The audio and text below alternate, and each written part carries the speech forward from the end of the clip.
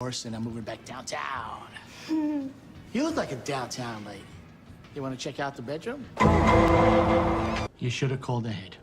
I would have told you. No visitors are allowed on Christmas Eve. Well, this isn't a social call. A young woman's life is on the line. Would it kill you to make an exception? No. But the paperwork might. What do you think you're off to, looking like Victim only? Taking Andrea to Luger's for late dinner. I'm gonna surprise her. I told you a week ago. Well, that was a week ago. We're getting busy. Linda's gonna need some help. I need you behind the bar. I got plans. Your plans are you're working tonight. I'm taking my wife to dinner. You leave now, you're done here.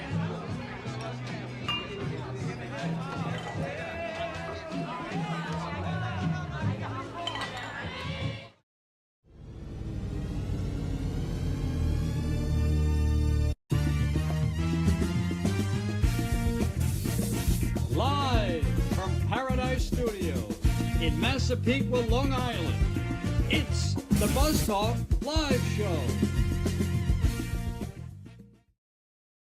Hey everybody, and welcome to Buzz Talk Live.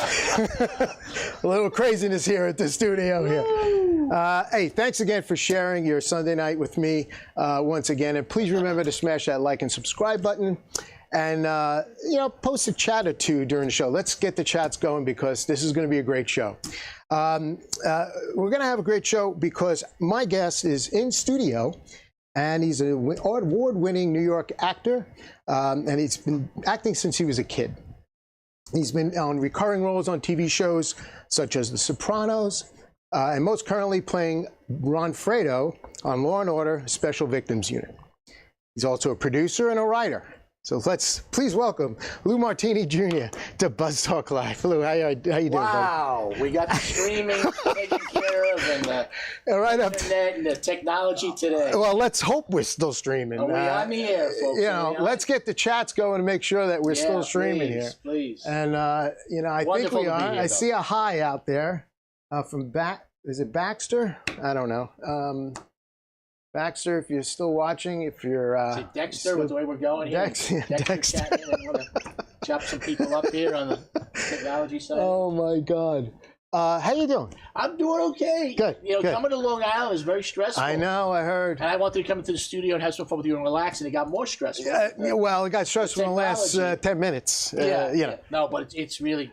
It's an honor. I saw some of your shows. Oh, thanks, man. And of course, our buddy and one of my kids that I love is the finest young actor in New York. He did one of your shows, Chris Lazaro. Of course, who's Chris. actually sitting here, and he's going to watch Chris the show today. and Liz is in the audience. My honey Liz is in the audience. Yes, today. And they're both here for moral support. Yes, because we need it. We need the moral support of immorality. But I just before the show started. A mutual friend of ours, Sal Sertia. The mayor of rock and roll. The mayor of rock and roll. Past guest here a couple weeks ago.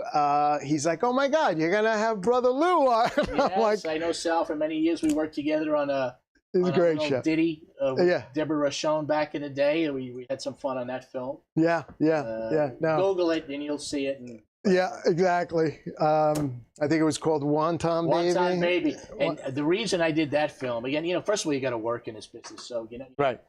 Not every film is an award-winning film. You just want to do good work and entertain Of course. people. But I had the opportunity to play an Elvis tribute artist. Look, I'll do the movie if you let me open the movie playing Elvis and the lead detective. With the mutton chops and all? Yeah, oh yeah. Really? Yeah. So we played Elvis, and I actually go see the DVD. Go stream it if you have any dreams of seeing Lou Martini Jr. in a thong. That's the movie where I took one for the team and put a thong on. You can see it in Wonton Baby. Wow.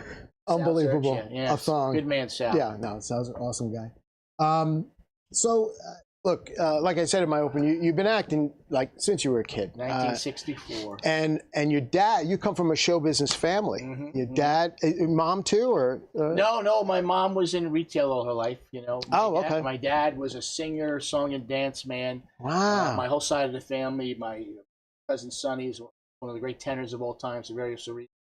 So I came from a show business background. So I was working when I was a kid all the time. Because when my father worked, right. he made sure the whole family worked. Right. And I guess you're going to ask me about The Godfather and all that stuff. I have to.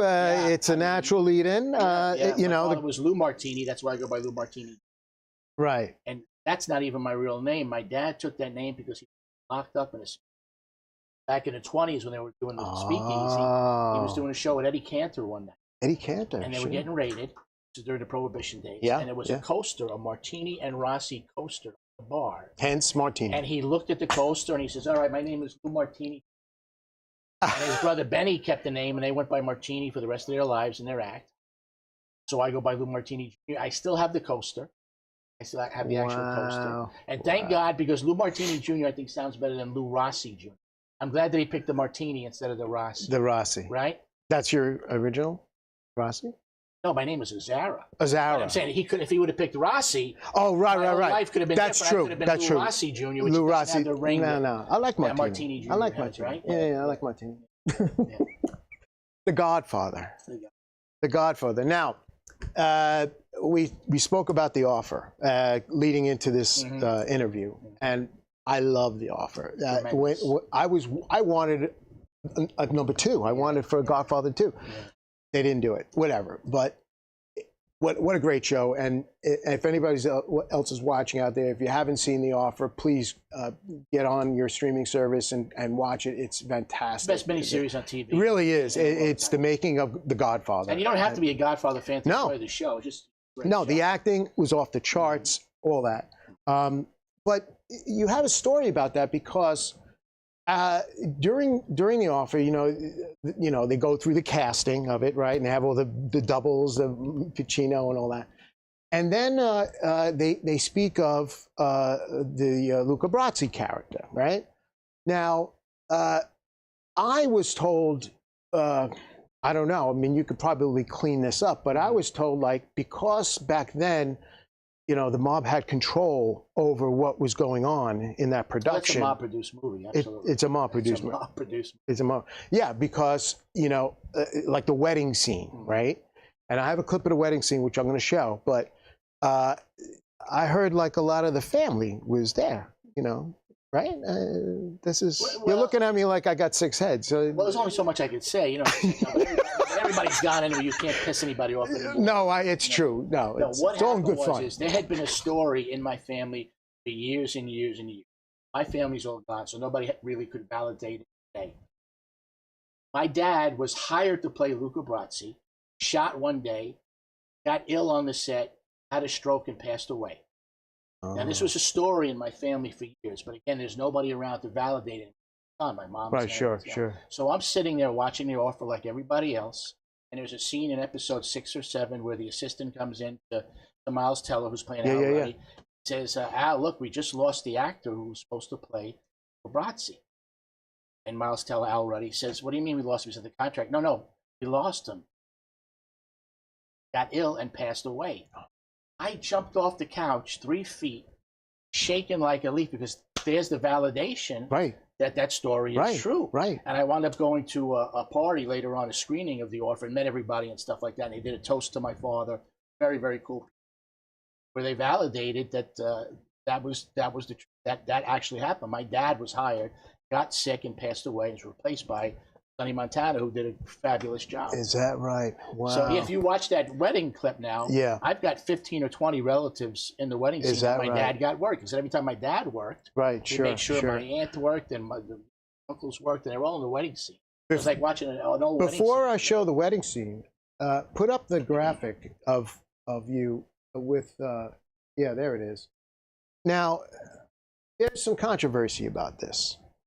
Which I just heard, by the way. Yes, and it's been going around for a while, and I am not 100% sure, but I'm 99.999% sure that is not me in the picture. That is not you. Yeah, it looks like me. I do have memories of playing with Marlon Brando when I was shooting the film, but I know I was dressed in brown when I shot the scene where I'm running by James Caan in the house. Right. I was 9 years old. I was a little bigger than that, but somebody put that in a magazine saying it was me, and it's been around for years. I don't think it. Right. So you got to scoop on your show. We debunked that. We don't believe that is Lou Martini. All right, but that is a cheap lookalike. for argument's sake, that's you. It's a cheap facsimile. But if you want to believe it's me, fine. Look, I did work with Brando. I played with him. So Lou, I found that on the internet, and you know, anything on the internet is true. You know the trivia about me and The Godfather and Sopranos. Oh. I think Chris told you. Chris should have told you. I am the only actor to have a speaking part in The Godfather 1 and Sopranos. Really? Been a couple of guys that was in Godfather 2, like Dominic Cinesi, who played Johnny Ola, was in Godfather 2. Great Tony Lip, who was in Godfather 1 but didn't speak, you know? So I'm the only one to, that's pretty, publicist came up with that a couple of years ago. Yeah. Interesting. Let's run the clip of The Godfather. Take down memory. Let's see how many aunts and uncles I can say. She's a personal friend of mine. And the kid is his son-in-law. Now, I know Phil's got a lot on his plate, but come on. My client will agree to force. Number 8. Number 8.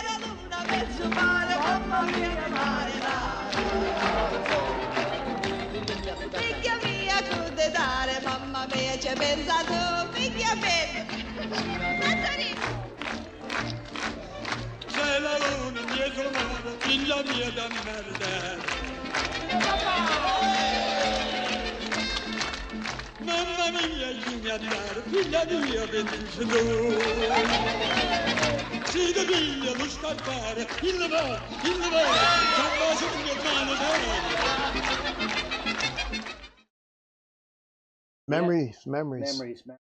As a matter of fact, the man that sang the song there, he was a background actor, and he was like the life of the party, and he was frolicking around and singing around, and Francis put him up on the microphone in that song.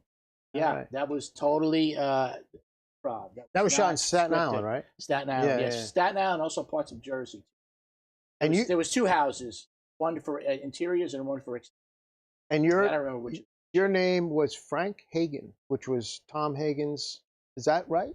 Or is that again? I don't know, because I know how I was paid for the movie was back in the day, and they don't have this credit anymore. It was called a silent bit. That's what my pay stub says. Silent bit, which is you're doing something which dialogue is not recognizable. So I was making kid sounds when I was running through the hallway. Right. So that was that. But again, some people have me listed as Tom Hagen's son. I'm unaware of it. Amazing. I'm just aware that I was there and I worked and did it. So, I mean, look, you started as a kid. 1964. Back then, child actors, there was a few good ones, you know, I guess. I don't, you know, commercials and stuff like that. But then, you know, as you're growing up, because your dad was an actor and he passed at that moment in time. So that was right there. Well, my mom did incredible. My mom did the right thing. She pulled me out because at that time, I mean, she's a working widow. Sure. And she cannot afford or have the time to take me to auditions anymore and things like that. Right. So I didn't get back into business until I started acting again in college. So so she pulled me out of the business, and she did the right thing. Yeah, she raised me right, and I went away going to school. I was going to be a sportscaster at one time. Yeah, before I got back into the acting. Yeah. So during your nurturing years or your teenage years and stuff like that, so sports was a big part of your life. Still is. If you could snap your fingers and say, Lou, you're going to be the sports anchor for ABC New York at 6 and 11. That's it. I would take the job tomorrow. Really? Yeah. Absolutely. Wow. I mean, I love acting, but I love sports too. Big hockey guy. Big hockey guy. My New York Islanders have raised from the dead as we're doing this live show taping. Right. We're not going to talk about the Islanders. We were at the game last night. Mike, is you're a Ranger fan? Yeah, I'm a Ranger. Yeah, okay. But that's okay. All right. But you got to root for the New York teams. I mean, a New York guy. Don't you want the Islanders to be in the playoffs? Look, that's a big thing. So you could the be whole New happy York about it? root for your New York team. That's a whole thing, you know, with the Mets and the Yankees and the whole thing. Yeah, you know? but I'm a big sports guy. When it's the World Series, who do you root? Houston Astros. Tear up the notes. There goes That's the background info. We're done. No, I went to school in Houston. Houston's like a home away from home for me since I'm a kid. Okay. I had a stepdad that worked for the Astros when I was a kid. So that's my connection with the there you Astros. I wound up being a bat boy for a summer in '76. Really? Threw out the first pitch when I was on The Sopranos. That was cool, very cool. That's cool. So I've been a Houston Astros fan. Okay. And if you make a trash Not a can bad joke, choice. I'm walking. Okay, I'm telling you right now. Okay. I wasn't even going to go We got there. one legit. We got one legit. No, I wasn't even going to go Yeah. there. But no, that's a good choice. I mean, look, Yankee fan. I've been assaulted at Yankee Stadium, so seriously. Oh. I'm not kidding. My wife and I were You assaulted. put the garb on and everything? I had a George Springer jersey on, and I was. Oh, boy. And the Yankees actually won that night too. And I was punched in the back of the head, spit on. My wife was grabbed. Went to press charges, and the guy said we couldn't press charges because I had an Astros jersey. So to this day now, because I used to be a Yankee fan. Bobby Mercer was my favorite player growing up. Right, And I always rooted for the Yankees after the Astros. I like the Yankees. But now, because of that night at Yankee Stadium, I can never root for the Yankees again. Because I don't want a Yankee fan to be happy. It's not even about the Yankees, the team. It's about the Yankee fan. Totally disgusting behavior. I might have to do like a sports show and have you back. Oh, yeah, I got sports memories, sports stuff. But I want to absolutely. fast forward a little bit and talk about The Sopranos. Mhm. So you're on The Sopranos, and you with James Gandolfini, and a lot of your scenes were. Yeah, everything. I did 5 episodes, Wow. and all my scenes were either with Jimmy Gandolfini or with Vince Curatola. Right. Because my character was like a go-between between Johnny Sack, the New York boss, and, Yeah. and James. I went in between. Vince was in the hospital or wherever he was in jail, and I was like a go-between. Sure, It was a fun character because I was basically a guy that sold eyeglasses that just happened to be Yeah. the brother-in-law of a New York crime boss, and I got caught in the middle. It was We a have fun that character. clip. Before I go to that clip, now as far as getting casted in something like this, back then, when The Sopranos was first coming out, it wasn't this like big thing, right? I mean, it was. Well, I had 13 different auditions through the years for Oh. this show. And as a matter of fact, I was very close to getting Little Carmine that the wonderful Ray Abruzzo wound up getting, and is tremendous in it. But suppose it was between me and Ray for Little Carmine, and then I wound up booking the Monte role, which I was very happy and blessed to be. They just had an a anniversary. small part of it. 25 years. Yeah, started in 1999. And I was on in 2006, so I was on the math. Yeah. 2006, yeah, 18 years ago. A little gray since. A little bit, but it looks good. Little bit, You're a little silver bit. fox. What can I Little tell bit, you? yeah. Yeah. Let's run the clip of The Sopranos. Oh, you got a clip? Great. She's a personal friend of mine. And the kid is his son-in-law. Now, I know Phil's got a lot on his plate, but come on. I'll talk to John. I was taking my sister there Saturday anyway. How is Ginny? Carmela says she's got her hands full. Kid has the weight of the world on her. Ray-Bans. Classic, affordable. I just put those on special. You got something a little more, current? Like those.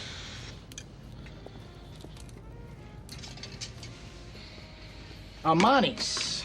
Flexible acetate frames, rimless lenses. You know what? I left my wallet in the car. I'll catch you next time.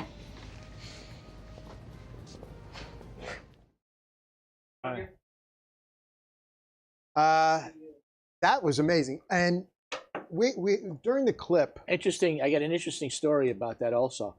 Is now the next time you watch that clip, okay? Yeah. There was a huge conversation about a crime boss like Jimmy actually stealing from a common guy. When we did that scene, Jimmy was vehemently against not paying for the sunglasses because he was like, "I'm a New York crime boss." Right. The guy's just trying to make a living here. Why would I steal from him? Right. So if you watch that scene now, the way he played it, it's amazing. You don't know if he really forgot his wallet in the car. I know. He walked on. He made the showrunners happy. He made himself happy. You can't tell if he left his wallet in the car. But that's awesome. Just the way. That was my very first day on the show. Really? Car accident on the West Side Highway on the way there. They sent me to the wrong location. Car accident on the West Yeah, I Side? got hit with a motorcycle on the West Side Highway. I get sent to the wrong location. I'm 45 minutes late. I'm thinking to myself, okay, the greatest job in the history of my life, and I'm getting fired. I'm getting fired. As soon as I walk on the set, they're going to fire me. But he gave me a big hug. We heard you're in an accident. Welcome to the family. Oh, that's Jimmy awesome. was Jimmy, and the rest is He must have been a great guy. the best. Yeah. the most generous, kind Yeah. human being. So it's Our leader, god as they awful called that- him, our that leader. What happened to him? Yeah. It's so god awful. Around that same time, Law and Order. No, yes, around that same time. My first Law and Order, I've done. This last episode was my 20th of the family. My first Law and Order was going to be. No, my first Law and Order was like 19. I was doing Tony and Tina's wedding at the time. Tony and Tina's wedding, the Italian wedding interactive show. Oh, sure. Yeah, 1990, probably my first Wow. Law and Order. The last one that I did this past year was an organized crime. That was my 20th episode, and my 6th episode is the recurring character, the lawyer Fredo, that I play on all the shows now. Yeah. That's a wonderful set too, wonderful people. I love working on it. Wonderful people. Cheryl Dobbins is viewing, and Fran is also viewing the show, and Cheryl said something. When you're coming back on, she wants. Hopefully, I might get a trial this year. That's what I heard. I haven't gotten a trial yet. I've had all interrogation stuff. So maybe Fredo gets a trial this year. Fredo gets a trial. Now, with these roles that you take, do you feel like you're getting typecast in that? Because you play police officers, but it's changed. It's funny because we were just joking about the gray hair. I went gray about, I don't know, maybe 6 or 7 years ago. Okay. And beforehand, I never got near a lawyer's role or a senator's or a doctor's. Okay. And since I went gray, I should have listened to my honey 5 years earlier, because once I went gray, I started booking jobs like crazy of roles that I never even auditioned for before. So I think the whole business is about type. No matter what they type you, you are a type. You are a type. Whether it be you're a type A or a type B or a type C or type D, you're a type. You're in a big bowl, and you're separated by types. I mean, Law and Order is a big part of your life right now. Yeah, it is. It is. But then you've taken these other roles like We Crash with Anne Hathaway, and we got a clip of that I want. Very nice to work with. Sweethearted doll, very welcoming. Again, that's and I've had not so many, but I've had instances where you go as a guest star on one of these shows, and the cast is so welcoming because it's your first day on the job, but everybody else might have been there 10, 15, 20 years. Sure. And it's really their job to make you feel welcome, and most of the time they do. But I've been on shows where they barely look at you, and you're like, oh my God, I'm nervous wreck to begin with to be coming to do a guest spot. And, make me feel welcome. Well, it takes a pro, right? I mean, like James, right? And Anne Hathaway was so welcoming and generous and kind, and she looks like she's just wonderful. That was a great set. Yeah, she's a pro. I noticed, and I tell my friends this all the time. In all the years I've been doing this, it seems like the bigger the stars I work with, the nicer they are. It's the mid-level guys who are not stars, who think they are stars, that should be kissing the ground that they're walking on, that they're working. Sure. To have an attitude like that, it's amazing to me. Amazing. Well, we got a clip for We Crashed. When was that? This was, I guess, 2 years ago. 2 years ago? I think they're in season 2 now, and this was the first season.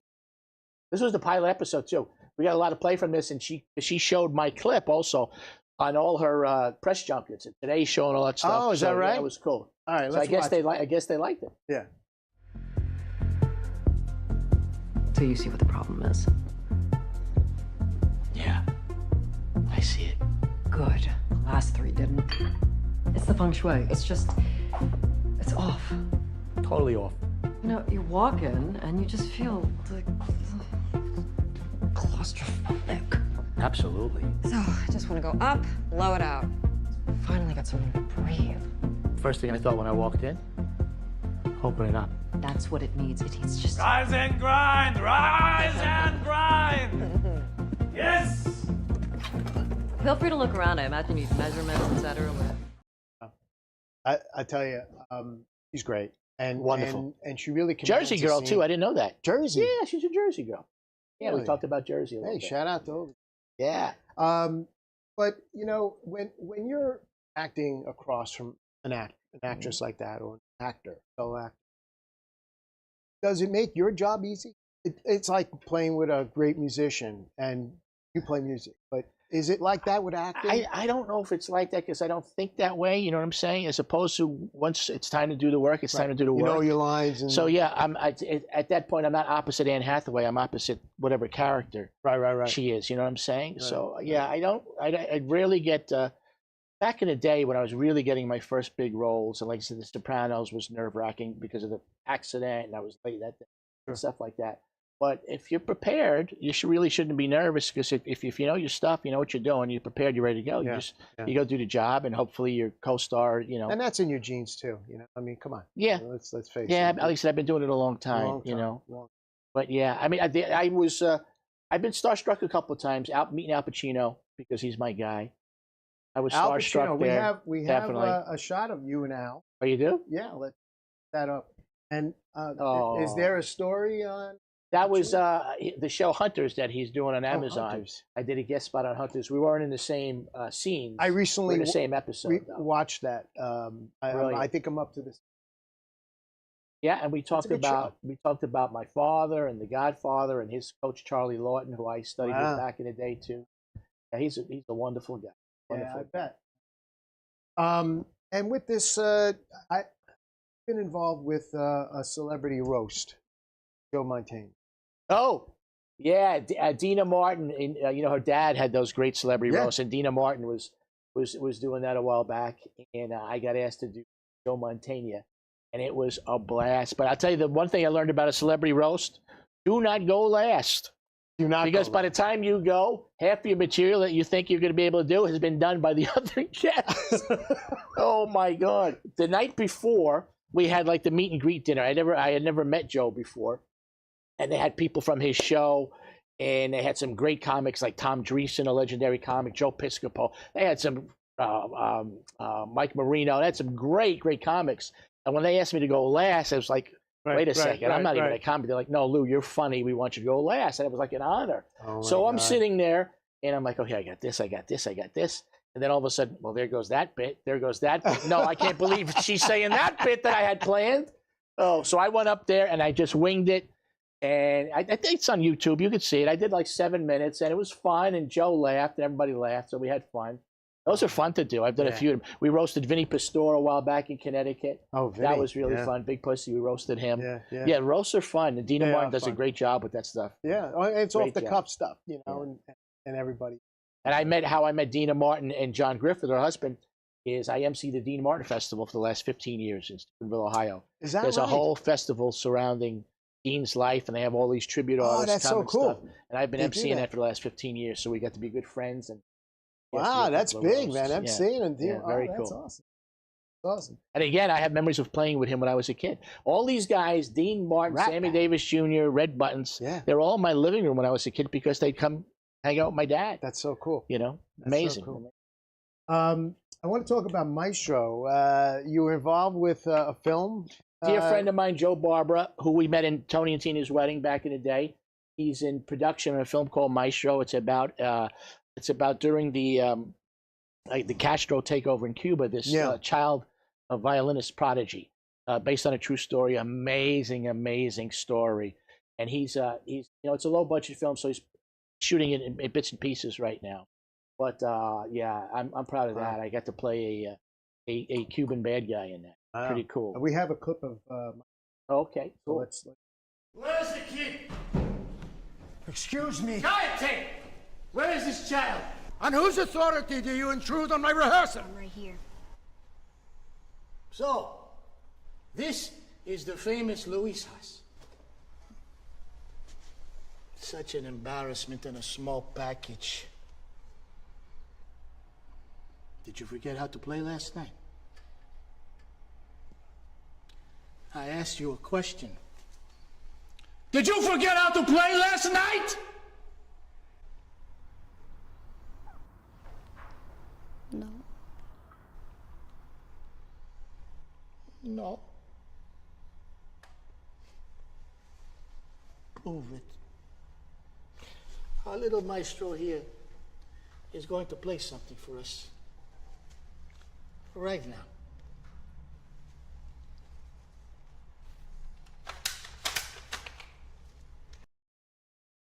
Really captivating performance, man. And that young actor was wonderful too. Really, really wonderful. Yeah? Job. Yeah. Yeah. Really wonderful. No, I mean, probably scared the shit. That was the idea. We tried. Yeah. No, because I mean, watching that, right, and then watching you on Law and Order, and even The Sopranos. Well, it's always fun to play the bad, evil. No, I know type that, guys, but again, you know, you've been playing all these like cop roles, and then you watch something like this, and it's like, wow. Ah, the kid can act a little bit. The kid has some range. I surprised you, huh? You got a little range there, Lou. What can I tell you? No, but that's again, you know, you assume the role of that particular. Well, again, like I said, in that time frame. In network television, you're typed. So Right. these are the roles that they're going to book me on network television. When I do theater, I get to go out of my comfort zone. When I do independent films like this, I get to go out of my comfort zone and really challenge yourself. Yeah. But making a living doing the network stuff, hey, you take the job. They see me as a lawyer right now. Let's pick up the law books and do it. Yeah, that's all. No, that's great. I mean, look, it's what you do. You're an actor, so you know you research the role, and because of your background, because of your playoff anyway. And in the last few years now, again, with trying to create work for myself. Right. I have a production company with my partner now, Tony D'Antonio. Television pilots and films, and I'm writing screenplays and things like that. So we're trying to create work for ourselves and some different characters and stuff that I normally maybe wouldn't be cast in, that I'm writing for myself. See if we can produce it. And we've shot some pilots and things trying to sell right now. Good. Self-produced stuff? Yeah. Good. Yeah. And again, you know, meeting people like Ben Stiller. You know, we have a picture of Ben on. You did something with him. Some sort of. I want to say the show's called Severance. Severance, right? Yeah, and that's Severance. on now. That's I did a guest spot with him, and we wound up talking the whole time about our dads because our dads were mutual. Again, my dad being back in vaudeville and all that. Right. They worked together back in the day. Sure. You know, it's amazing how you know, because of your heritage in your family, how it's all interconnected. You know, with older acters. Yeah. Like Not so much Pacino. now, but back in the day, I remember the very first Law and Order, for example, that I did. Prop guy came up to me. He said, "Excuse me," he says, "I noticed that your name is Martini Jr. Right. Are you related to Lou Martini?" I said, "Well, Lou Martini was my dad." He says, "Your dad got me my first SAG card." Is that right? Look at Yeah. I mean, a lot of those guys, again, they're not around anymore. But back in the day, I'd always hear my dad. People I were working with. I wanted to see if I was related. And you've been in so many different roles, and you know, pulling from Law and Order, I will call it typecast, but it's not, because every lawyer you play, or you know, officer or cop or whatever, you know, there's still the character that you have to pull off, and what is written for that character. Manifest, you were involved with Matt, which I like the show. I mean, I know, you know, you had your trouble with it, but I don't know that, you know. I mean, you know, it kind of like when I saw that clip, and we're going to show the clip, I kind of remembered that scene. You know, I forget what season that was, but it was later. I did 3 episodes. 4 or 5. Season 2 is Tobacco. 6 or 7, maybe. I think it was season 2. Was and it it lasted season 4 seasons, right? The season 4 was on 4 Netflix. Right. Okay. Yeah. No, the show is a wonderful show. It's just, for me, it was a little out there. A little out there, huh? Yeah, but the show itself was a great show. Yeah. I mean, that's why the fans brought it back. I know. So I want to go back to Netflix. I know. Wonderful show. But let's show a clip of Officer Tobacco. Yeah, I was the PBA lawyer, which really was a mole. I was trying to get the main character. The main character killed. Yeah. No, you don't understand. Okay. We can take this to a neutral location, and now. On what grounds? On the grounds that you're railroading this detective in her own house. She didn't do anything wrong, but other people here did. And frankly, the wall's heavy. That doesn't seem to be a problem for her thus far. That's before we were talking about career suicide. On top of which, now she's being pressured to implicate another member of my union. I'm going to need to confer with my own superior. This is some sort of stalling tactic. Or we could stay here, my friend, and I can file an appeal on the basis of coercion and intimidation. We'll reserve a conference room downtown. Well, I mean, they didn't bring back that character. No, it was weird because when they arrested my leader, you know, the leader of the cult, they never came back to me, which I thought was weird. So who knows where Tobacco is today? Obviously free and roaming around. We don't know. The writers know. The writers always know. The writers always know. So look, again, that was a fun gig. Manifest. Yeah. A lot of NBC. You notice a lot of NBC. NBC likes me. Kudos to NBC. NBC likes you. And I like NBC. NBC's great. I love NBC. What particular role stands out? I mean, you've done so many. What do you think stands out? I mean, I know it's stands out. Yeah. Like, what stands out in what way? Meaning stand out. Standing out is like it's a favorite of mine, most challenging, or well, it could be. I mean, you know, when it could be good and could be challenging. You know, fun. Right. You know. Right.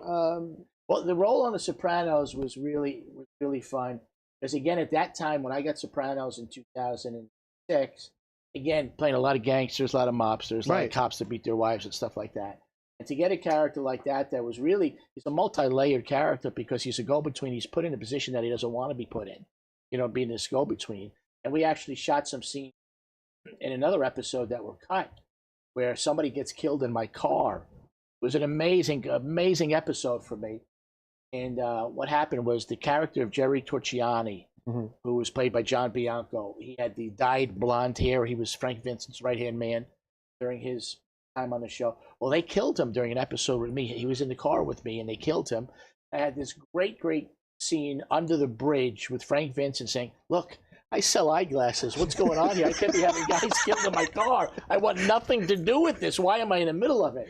And that night, supposedly, the story goes, is that David Chase looked at the dailies and said, I don't want to kill this character yet. So he scrapped 75 to 80% of that whole episode. Is that and the episode at that time was like 4.2, 4.4. Right. So he scrapped that whole thing because he didn't want to kill that character yet. I mean, good for my friend John Bianco. I know he's watching. Absolutely. That he got some more episodes, but bad for me because I lost a really great episode. Really some great scenes in that. We have somebody, Baxter, that's out there watching. Hopefully you're still watching, Baxter. You're saying hi and hi back and all that. But I want to, talk about like your preparation. Like, let's say, for a role like Maestro. All right. Now that's kind of, again, independent, challenging. You're opening up as an actor. Mm-hmm. How do you prepare for something like that? The key to something like that is creating a backstory for the character and a history for the character. Now, here was a man that hated everything about America, hated America. But it wasn't Castro you were playing. No, but it was one of his right-hand guys. Henchman, basically. right, It was a henchman type guy. So to make sure that you found that hate for that little boy, because right after that clip, he plays the Star Spangled Banner to piss me off. When I ask him to play something, that's what follows right after that clip, and to play that hatred of what he is playing and what everything America stands for. It's all about truth. You got to find the truth in the character. Right. So what you do is you find something that you hate. Like I hate peas, for example. You know what I'm saying? I didn't use that on that shoot, but for example, you find something that you hate, and you go to the truth of that hate to use in the character. You dig down and I mean, I played schizophrenics twice. I've played schizophrenics. Wow. That was really, really difficult and challenging. That must be because you really have to go to a place where you hear voices and stuff. I mean, you really have to go way, way dark. Comfort. I mean, as far as like preparing or preferring, I should say, prefer film over TV. One and the same. I mean, because film is, not even film. Wait TV, around and it's live theater. It's just live theater. Live theater. There's nothing like doing it live. Being on stage for 2 hours. Yeah. Getting the energy from a live audience and stuff like this. Oh yeah, that you just pull from. There's nothing like it, and that separates the men from the boys. Yeah. Huh. You call yourself an actor when you get on stage and you do. There's a lot of actors. What about the other way? On television and doing film that won't go near us. Well, what about the other way? What about being a stage actor and then going into? Well, there's a technique. as a stage actor, there is a technique to know where your light is, and to know camera angles and things like that. Yeah, in theater, everything's a mark. You know, you got to know your marks and stuff like that. No, they're totally completely different worlds and genres. Yeah. But to me, what you said, the most satisfying to me is being on stage in front of a live audience. Whether it be in stand-up comedy, I used to do stand-up comedy, MC work, which I do now. Getting the energy from the folks is the best. And you're playing a character like the ones I've been mentioning, the lawyers, officers, maestro character, or any other schizophrenic character. As far as bringing your own interpretation to that character, like you're maybe a little bit of your personality, or is it just strict method? Like you're well, in television especially, when you walk into a room for a television audition, 90% of it is how you walk in that room. It's your energy and your persona. You know what I'm saying? I mean, most television actors, they hire you because of your personality. For example, like Tony Danza with Who's the Boss. I mean, Tony will tell you, Tony wasn't acting on Who's the Boss. He had to find moments and things that were truthful, what I'm saying. That's true. But Tony Danza got hired to play Tony Danza as, whether it be a cab driver or a taxi, or you know what I'm saying? And a lot of times I've been hired as Lou Martini to be the guy picking up Sarah Jessica Parker in that show, whatever like that. There's a lot of Lou Martini in it. Yeah. But you have to find the truth in the moment of the scene, what you're doing. Right. You see what I'm Sarah saying? was nice to work with. Sarah Jessica Parker, we met maybe 7 o'clock in the morning. We worked all day together. And my honey was going through some health issues at the time, and we briefly touched on it. At the end of the day, we're talking 10, 11, 12 hours later, gives me a hug and says, tell Betty Ann that we're praying for her. That's Sarah Jessica Is that Parker. right? And maybe I mentioned her name once at 7 o'clock in the morning, when we're just talking what's going on and stuff like that. Man, I'll tell you another great story about another great human being, Peter Gallagher. You familiar with Peter Gallagher? Gallagher. Peter Gallagher's been in so many big shows, big Broadway actor, movie called The Idol Maker, which is one of my favorite movies. He was on SVU for a couple of years, playing a captain. And we were talking, and it's like, Peter, I loved you in this movie, The Idol Maker. And it's, oh, you saw that? Not a lot of people saw it. It's a great, great film. If you haven't seen it, go see the movie The Idol Maker. It's based on Fabian and Frankie Avalon and their manager. It's really a wonderful movie, wonderful music, 60s music called The Idol Maker. And Peter Gallagher is amazing in it. So, again, we touched on my honey's health issues at the time, and we're just in the wings getting ready to shoot something, and I was on the phone with Betty Ann, and he said, hey, are you talking to Betty Ann? I said, yeah, she's on the phone. Give me the phone. I pass him the phone. As the character in Idolmaker, Cesare, he's like, hey, Betty Ann, this is Cesare. I want you to know that we're all praying for you, and you're going to kick its butt, and you're doing great, and we love you. Invited us to go see his Broadway show the week later, and just... Wow. It made Betty Ann's year of life. Yeah, I mean, sure. When you work with a guy like that, yeah. Kudos to Peter Gallagher, one of the greats. Love him, back love him, like love that. him. That's and awesome. Sarah Jessica. You know what? Some of these people are actually real people. I know, they're big stars and stuff like that, but some of them you can have real conversations with, and it surprises you sometimes. Some they really don't portray that. No, again, like I've worked with some jerks. I'm not going to say any names, but there's some jerks in the business. You're promoting projects. You have projects like... Boy, I got projects. I got projects above projects on projects on projects. Chris is involved with one of them, Chris Lazaro. There's a movie called Honor. We have the great David Del Rio from In the Heights. Okay. He's set to star and direct. It's a film about a dysfunctional family of cops in the 80s that we're in pre-production on. We're close to doing that. That's a wonderful script that I wrote with my writing partner, Dave Jogler, and Rich Wenzel. We got that. We got, going back to the Elvis realm, I have a movie that we've been workshopping called King Killer, where I am set to play a Elvis tribute artist who goes around the country with my crazy mother and girlfriend killing other Elvis tribute artists so I can get more work. Must see. We're workshopping that right now with my theater group, the Actors Gym in New York. Shout out to the Actors Gym, all my fellow writers and actors in the Actors Gym. Yeah. And we got the great Dan Lauria from the Wonder Years attached to a movie about growing up in Steubenville, Ohio during the closing of a steel mill town, but how these three friendships, above all, it's a faith-based film. Their friendship and their faith kept them together, even though the town around them was dying. Huh. And Dan Lauria is set to star and direct in that.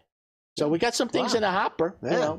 Like I said, we're trying to produce and create our own work for ourselves too. Yeah, no, you're busy. And another mutual friend, George Sophilos. I haven't met him yet, but he's coming did on a the cameo show. in his film Once about a a Week year for ago. Life, right? Yes. Yeah. Yeah, that was like a Sopranos get-together. My friend Sinera is part of that production too. Right. And so, I want to give a shout-out to George if he's watching. Yeah, but, me and Bobby Finero and Artie Pasquale. It was like a little Sopranos mini get-together in the cameo that we did for him. Yeah, that's cool. And That it was was fun. shot in Astoria, right? Yeah. Astoria? Yeah, with all the Greeks, yeah. Well, there you go. There you go. Yeah. Lifetime Achievement Award and Roosevelt Island? Really? Yeah, I was blessed. The Roosevelt Island Film Festival Lifetime Achievement Award. gave me a Lifetime Achievement Award. That's awesome, yeah, man. Showed all my clips from things and Wow. gave me a little piece of a trophy and got Nice. to talk about it and answer questions and stuff about my life. And Nice the to get business. recognized. It's you very know? nice. I've Especially worked very hard here for a in long New time. York and stuff like Yeah. that. You know, Yeah, very nice. That's right. That's great. Very nice. Tony Vitale. And she'll have that. I think her festival runs, I want to say in August. It's a really wonderful film festival. It's on Roosevelt Island. What is the name of the festival? Roosevelt Island Film Festival. Oh, the Roosevelt Island Film Yeah, Festival. Tony Vitale. Great little film festival. Wonderful work being done over there. Okay. She shows some great films, so make sure you get out there this summer and see Yeah. it. Well, I have a film, so maybe I'll put it in. Absolutely. I wonder if they're still accepting. I'll put in a good word for you. Yeah? There you go. Absolutely. If you're going to do that, Absolutely. I'll put it in. Absolutely. Hey, Lou, it was an honor to have you here and have you drive out from Brooklyn and stuff like that. It was Please. great. Yeah. That's it? It's over? Wow, That's time it. flies on television, well, I mean, right? you know, it's TV. Yeah, right? And you do a great job. Like I said, I saw some of your previous shows. Good thanks, luck with man. the show. Keep Thank it you. going. Thank you very much. You're I doing good appreciate work that. over here in Strong Island. Strong Island, Paradise Studios here in Massapequa. Hey, and if there's ever a guest that you need to get that I know and I want to put in a good word, please say Lou. I will be reaching out to you. Absolutely. For sure. Absolutely. And thank you to Chris Lazar that's in the audience and Liz that stopped in and Chris. And Chris led me to you.